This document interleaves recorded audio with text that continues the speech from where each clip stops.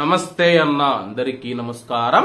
Kuwait లో ఉన్న భారతీయులు ఇండియాకు డబ్బులు పంపిస్తే గాని ఆల్ ముజైన్ ఎక్స్చేంజ్ ద్వారా వాళ్ళకైతే ఆల్ ముజైన్ ఎక్స్చేంజ్ కంపెనీ బహుమతులు మరియు బంగారం మరియు డబ్బు రూపంలో అయితే వారికి బహుమతులు అందజేస్తూ ఉంది.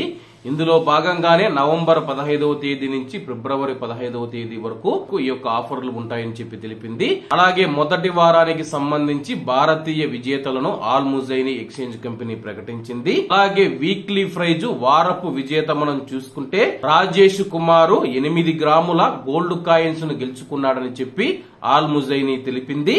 అలాగే రోజుకు ఒక భారతీయుడికి 10,000 రూపాయల చొప్పున బహుమతులు ఇస్తూ ఉంది. అలాగే మొదటి వారంలో 7 మంది విజేతలకు ఈ యొక్క బహుమతి గెలుచుకున్నారని చెప్పేసి వాళ్ళ యొక్క వివరాలు ఇలా ఉన్నాయి. ఆసిఫ్ షేక్ 10,000 రూపాయలు గెలుచుకున్నాడు. కియోస్ కు ఆల్ జజీరా ఎయిర్పోర్ట్ ద్వారా పంపించడం ద్వారా అతని యొక్క బహుమతిని గెలుచుకున్నాడు.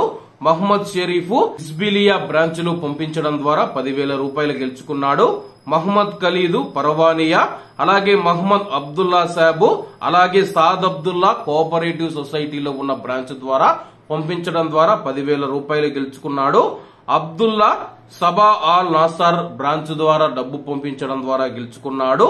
అర్జున్ మాథ్యూ మనం చూసుకుంటే మంగాఫ్ బ్రాంచ్ నుంచి ఇండియాకు డబ్బు పంపించడం ద్వారా 10,000 రూపాయలు గెలుచుకున్నాడు. అలాగే మాలే లక్ష్మి గారు మనం చూసుకుంటే ఆల్ అందలూస్ బ్రాంచ్ ద్వారా డబ్బులు పంపించడం ద్వారా ఇండియాకు 10,000 రూపాయలు గెలుచుకున్నట్లు ఆల్ ముజైన్ ప్రకటించింది.